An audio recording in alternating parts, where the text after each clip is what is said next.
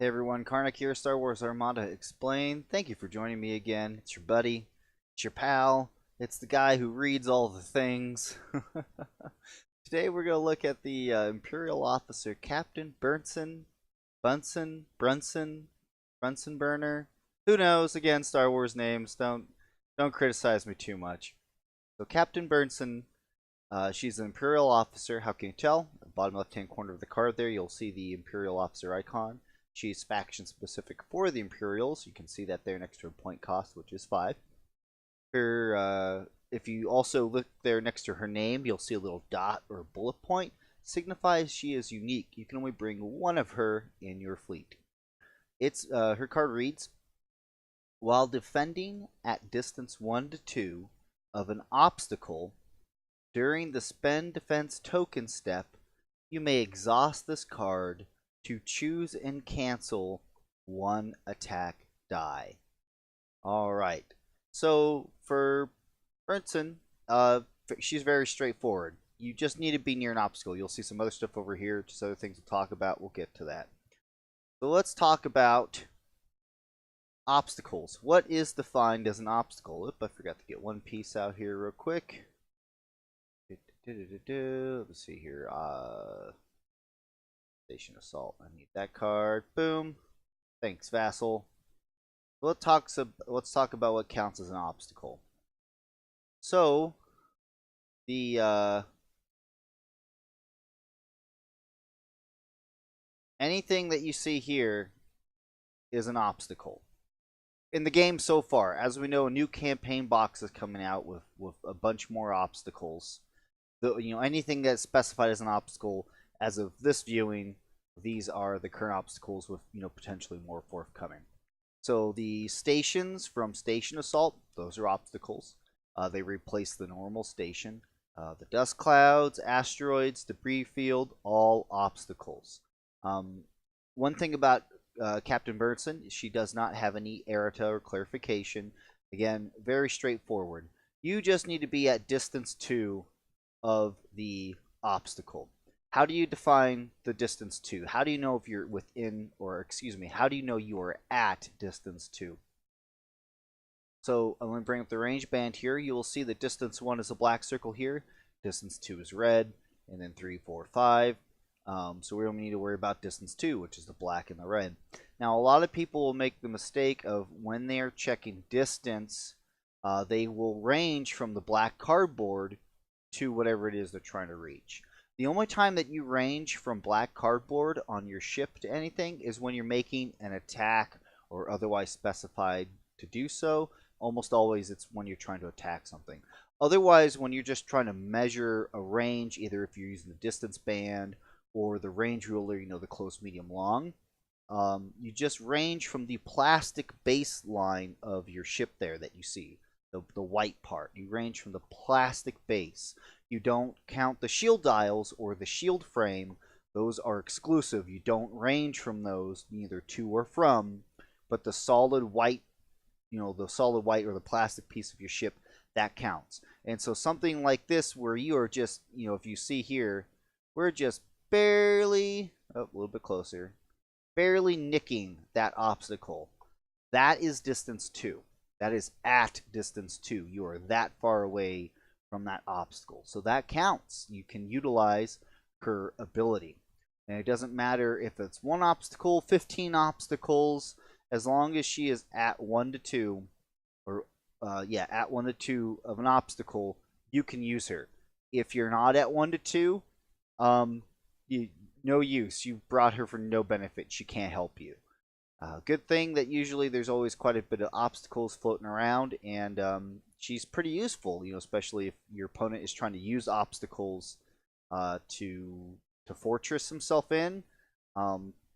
Another thing too is, like for example, even like the station in Contested Outpost, or the stations from Station Assault, even if the stations from Station Assault are destroyed, they still remain in play on the table. A lot of people will erroneously pick them up and remove them. That's not the case. They stay in place. They no longer serve any benefit, but you can still qualify those as an obstacle. Same thing with Station from Station Assault. You know, even though it's not providing any healing and it doesn't have any obstruction or anything like that, it's still an obstacle. It still qualifies for that. You can still use it. Okay, again, just want to make sure I was covering all that. I know it sounds like I'm repeating myself, but if I don't say it each in those specific ways, there's always that one person who's all like, but what about this? So I try to make sure I'm covering that. All right. So very simple.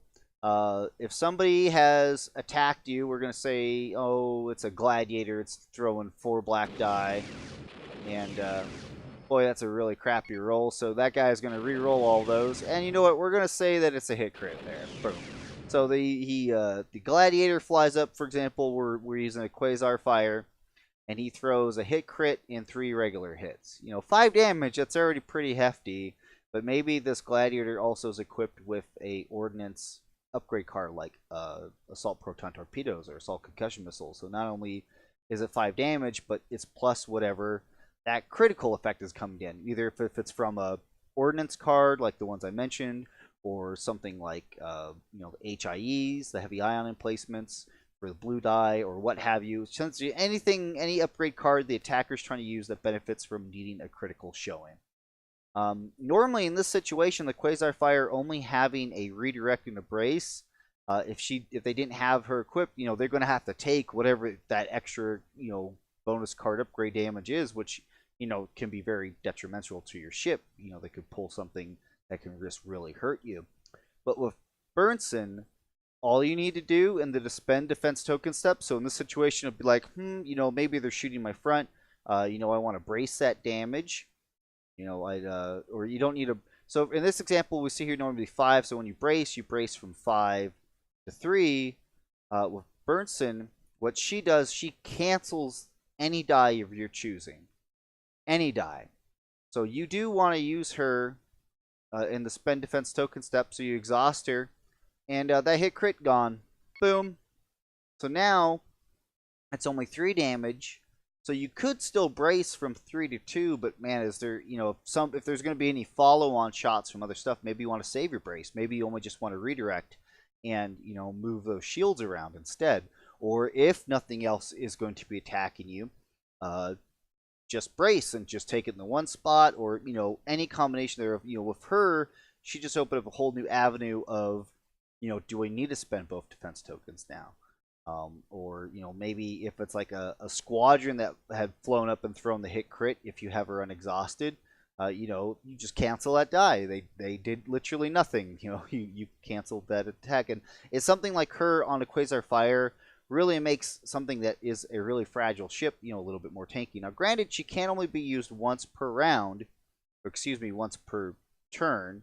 But if you think about how much damage she potentially is saving you over the course of an entire game, she's a phenomenal card for 5 points. She's fantastic. She's considered one of the best cards, if not in the game, especially, you know, for the Empire. She's fantastic. You know, you rarely see an Imperial list that doesn't bring her S backed up by regional data, where she showed up like 80% of the time or something ridiculous like that. It was a really high number. She's practically everywhere. But that's Brunson. So again, remember that she only is qualified, usable in the spend defense token step. So let's get over here to some of these other options. Like, for example, wide area barrage. So, like, if you are being hit by the secondary splash damage from wide area barrage, she can't stop that damage, because this is not an attack on that ship. Remember, that is just it's bonus extra damage from their, you know, that they are attacking a main target. It's splash damage that's splashing over to a secondary target. It's not considered an attack, so there is no spend defense token step, meaning she can't be used to cyto cancel damage that technically she can't stop. So situations like that. Let's see here. In the case of like something like the interdictor, which is able to, you know, when you exhaust the interdictor title, you can unexhaust any cards equipped to the ship. A lot of people like to run her on the interdictor, so even after they've used her the one time, they can use interdictor and then unexhaust her and then use her again. You know, so, and you know, her combined with targeting scramblers, man, makes the interdictor a really, really tough ship to take down. More recently, a lot of people have been using the 7th Fleet Star Destroyer title in conjunction with her on a VSD supported by like a gladiator, because something of this nature, if they're wanting to come poke you in the nose like fighters are wont to do sometimes to get some free damage in, this can really mitigate that. I mean, you're looking at mitigating upwards to 2 to 3 damage between the two cards. Obviously, that's a lot of investment, and you need to make sure you're planning accordingly for that. That's Captain Brunson. She doesn't have any crazy card interactions or anything else going on. I mean, she's pretty much just as described. If you're, as long as you get the caveat that you're within the required distance of an obstacle, you can exhaust her, cancel a die of your choosing, and that's it. So she's great. Of course, if you feel like I got anything wrong or if I missed anything, please be sure to comment, let me know. Or if you have any requests or just any questions in general, just post it. I make sure I respond to my comments and everything else. As always, I appreciate you guys watching, and I'll catch you next time.